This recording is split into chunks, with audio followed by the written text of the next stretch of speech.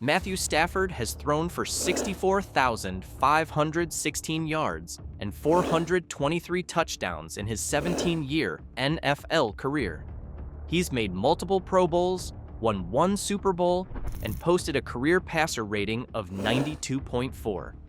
By most traditional metrics, he's a solid but not spectacular quarterback who had a few great seasons mixed with a lot of mediocre ones. But here's what those numbers don't tell you. Stafford has turned more receivers into household names than any quarterback in the modern era. Golden Tate, Marvin Jones, Kenny Golladay, Cooper Kupp, Puka Nacua, Van Jefferson, Robert Woods. The list goes on and on. Receivers who were good but not great suddenly became elite when they caught passes from Matthew Stafford. Players who were afterthoughts on other teams became Pro Bowlers and All-Pros in his offense, not including Calvin Johnson since he was good prior to Stafford's arrival. They call it the Stafford Effect, the mysterious ability of one quarterback to elevate every receiver he's ever played with to career-best seasons. It's not about his arm strength, though that's elite. It's not about his mobility, though he's surprisingly athletic. It's about something much more rare and valuable, the ability to make everyone around him better. Matthew Stafford isn't just a quarterback. He's a wide receiver kingmaker, and the evidence is overwhelming. Before we continue, if you enjoy this content, please like and subscribe to the channel. Now, let's dive in. Let's rewind to where it all began. Detroit, Michigan, 2009. The Lions were coming off the first 0-16 season in NFL history, a collapse so complete it made them a national punchline. Holding the first overall pick in the 2009 NFL Draft, Detroit selected Matthew Stafford. 2009 NFL Draft. The Detroit Lions select Matthew Stafford.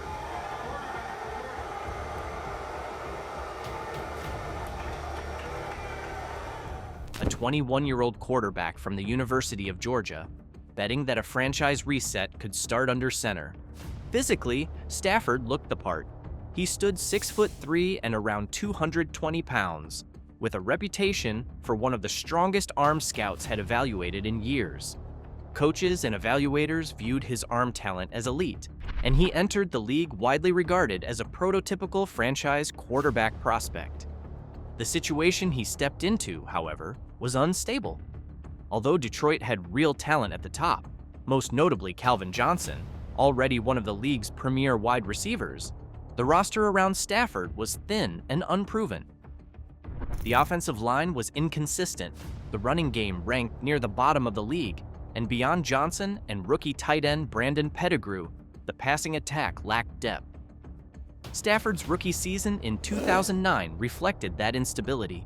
Detroit improved marginally to 2-14, but Stafford's individual production was uneven.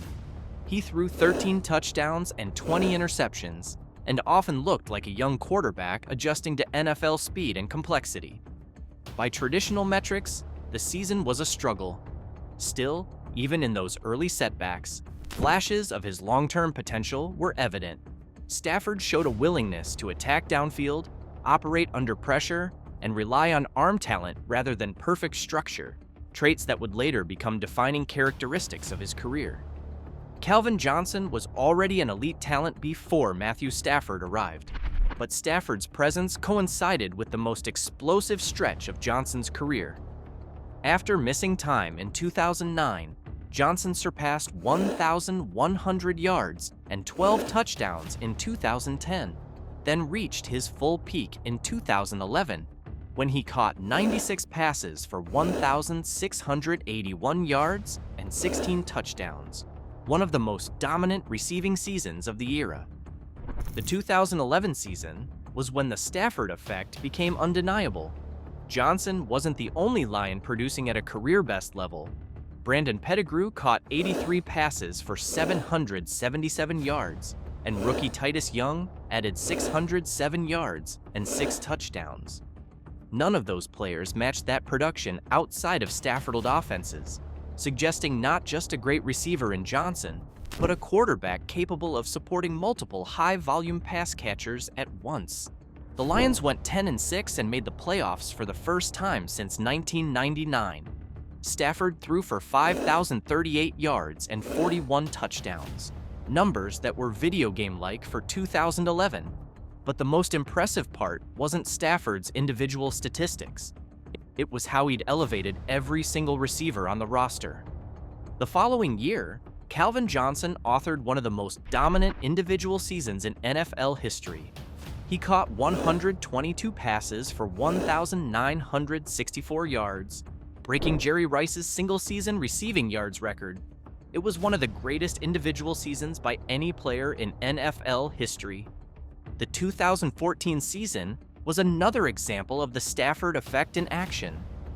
Calvin Johnson battled injuries and missed time, limiting his availability and preventing him from dominating the way he had in prior years. Most quarterbacks would have struggled without a fully healthy number one receiver. Stafford adjusted. Golden Tate stepped into a featured role and delivered the best season of his career, catching 99 passes for 1,331 yards and 4 touchdowns. Stafford spread the ball efficiently across a rotating group of targets, keeping the offense functional even as its top weapon was compromised. The Lions finished 11-5 and returned to the playoffs, with Stafford throwing for 4,257 yards and 22 touchdowns. Rather than forcing the offense through a diminished star, he adapted, distributing the ball to multiple contributors and sustaining production through precision and volume, rather than reliance on a single dominant receiver. One of the clearest examples of the Stafford Effect came after Calvin Johnson retired following the 2015 season. With his Hall of Fame receiver gone, many questioned whether Stafford could sustain high-level production. Instead, he adapted again by elevating a new generation of targets. Marvin Jones, who had been a solid but unspectacular receiver in Cincinnati, signed with Detroit as a free agent in 2016. In his first season with Stafford, Jones posted 55 catches for 930 yards and 4 touchdowns. The following year, he broke out, recording 61 receptions for 1,101 yards and 9 touchdowns. Golden Tate continued to thrive as well, posting back-to-back 90-catch seasons in 2016 and 2017. Meanwhile, rookie Kenny Golladay emerged as a promising deep threat, finishing his first season with 28 catches for 477 yards and 3 touchdowns despite missing significant time. The 2017 season was particularly illustrative. Without Johnson, the Lions' passing attack didn't collapse, it evolved. Stafford threw for 4,446 yards and 29 touchdowns, spreading production across multiple receivers and sustaining one of the league's most efficient passing offenses.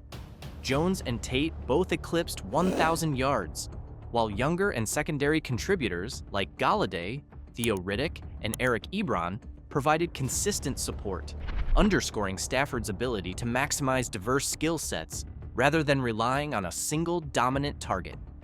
Then came the trade to Los Angeles, and the Stafford Effect reached new heights.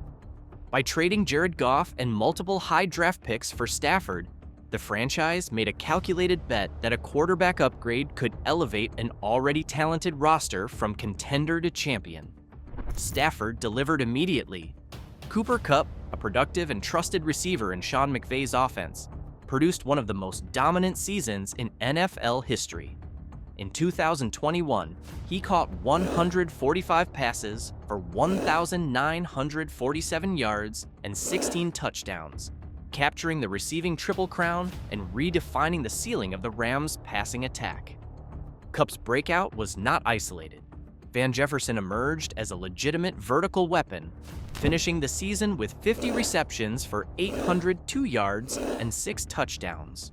Robert Woods played a versatile role before a midseason injury, while tight ends Tyler Higbee and Kendall Blanton contributed consistently as parts of a diversified passing structure, particularly during the postseason. The result was not simply individual success, but structural transformation.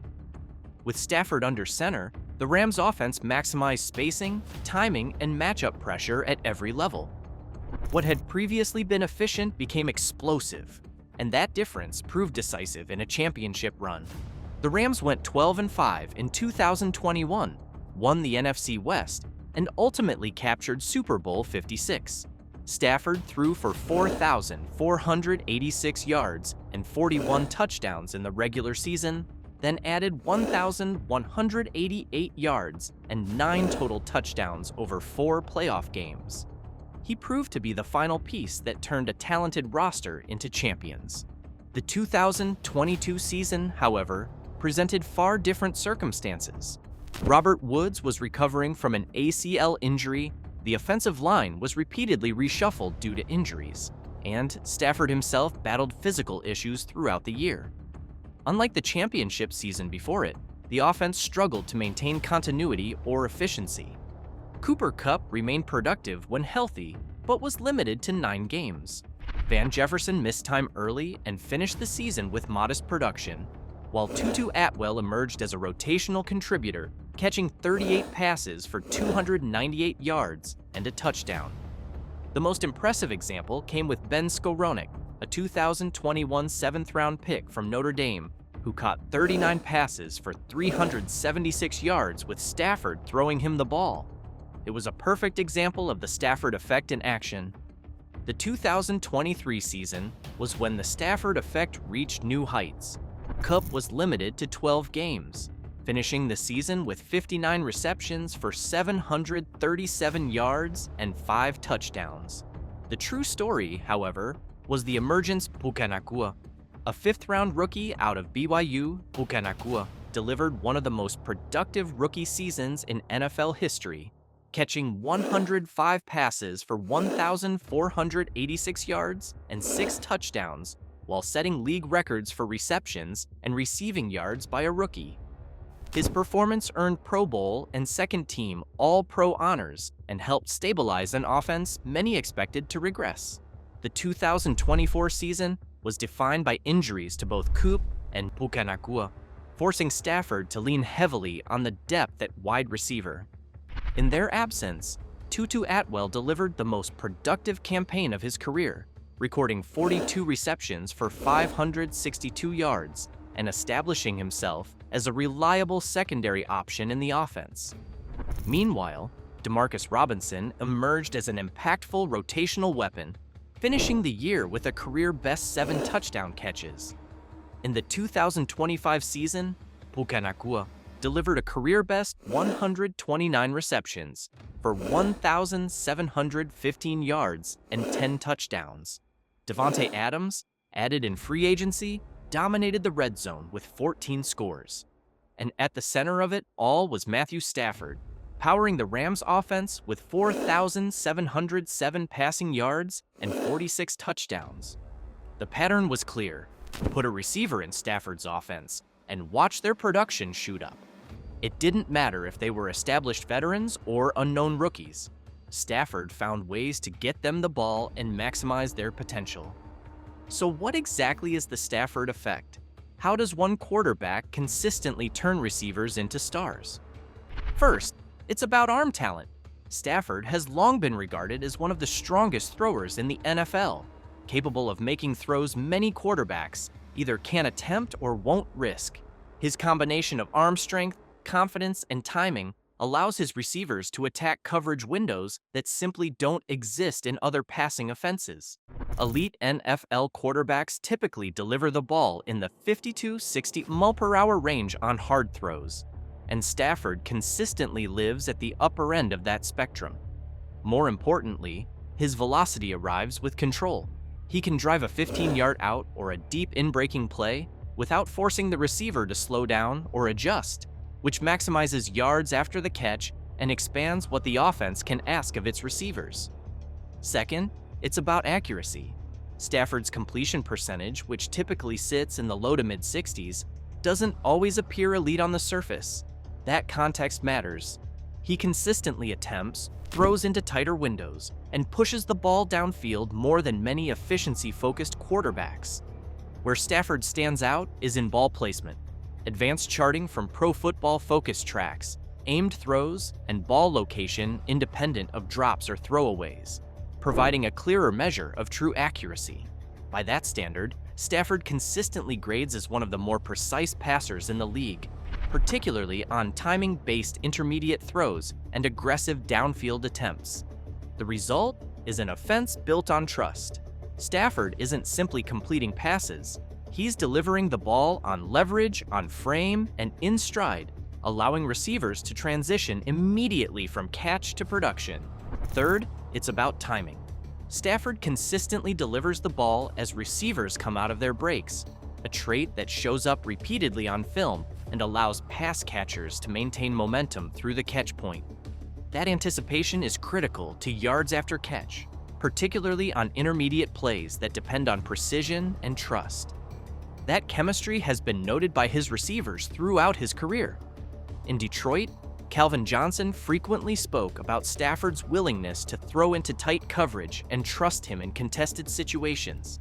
In Los Angeles, Cooper Kupp has described how Stafford's anticipation and placement allow plays to function as designed, with the ball arriving exactly where it needs to be. Fourth, it's about trust. Stafford is comfortable throwing receivers open and challenging coverage when he believes his receiver has leverage. That confidence flows both ways, encouraging aggressive play execution and decisive catches in traffic. The back shoulder throw is a good example. Stafford has long relied on it as a situational tool, particularly near the sideline. When executed correctly, it gives receivers an answer against tight man coverage or closing zone defenders, turning anticipation and placement into a built-in advantage. Fifth, it's about versatility. Stafford has produced high-level passing offenses with a wide range of receiver types over his career, from dominant perimeter targets like Calvin Johnson to slot specialists like Golden Tate, precise runners like Cooper Kupp, and physical, contact-oriented receivers like Puka Nacua. His success has not depended on a single archetype at wide receiver. That variety suggests adaptability. Rather than relying on one type of pass catcher or play profile, Stafford has shown an ability to operate effectively as personnel changes, allowing different skill sets to become focal points within the offense. Sixth, it's about leadership. Stafford is widely regarded around the league as a steady presence at quarterback, and former teammates have often spoken about his accountability and professionalism. As the central decision-maker in the passing game, his willingness to trust receivers and own offensive outcomes helps establish clarity and confidence within the unit. While those qualities don't show up in box scores, they shape how receivers play. When trust and responsibility are clearly defined, pass catchers can run plays decisively and attack the ball without hesitation, contributing to a more assertive and cohesive offense. While no single statistic can capture it, a clear pattern emerges across Stafford's career. Several receivers have produced the most productive seasons of their careers with him under center. Calvin Johnson's record-breaking campaigns came during Stafford's tenure in Detroit. Golden Tate and Marvin Jones both recorded their best statistical seasons catching passes from Stafford. Kenny Galladay's Pro Bowl and touchdown-leading year coincided with his peak years alongside him. In Los Angeles, Cooper Kupp delivered one of the greatest receiver seasons in NFL history in Stafford's first year with the Rams. Puka Nacua followed with a record-setting rookie campaign. That consistency across different teams, schemes, and receiver profiles suggests more than coincidence. It points to a quarterback who is particularly effective at identifying leverage, trusting receivers in critical moments, and maximizing the strengths of those around him. While scheme and coaching remain essential, Stafford's role in elevating pass catcher production has been a defining feature of his career. What makes him unique is his ability to adapt to any receiver's skill set and maximize their potential. The Stafford Effect isn't just about individual statistics. It's about creating an environment where receivers can thrive. Whether he's throwing to Hall of Fame talents like Calvin Johnson or unknown rookies like Puka Nacua, Stafford finds ways to maximize their potential and help them achieve career-best seasons. That's not luck. That's a rare and valuable skill that separates good quarterbacks from great ones. The Stafford Effect is real. and it's one of the most impressive quarterback skills in the modern NFL. He's a wide receiver kingmaker, and the evidence is overwhelming. Every receiver who has played with him has gotten better, and that pattern shows no signs of stopping assuming he continues to play. What do you think? Is the Stafford effect real? Or have his receivers just been naturally talented players who would have succeeded anywhere? Let me know in the comments. Don't forget to like and subscribe to the channel. See you in the next one.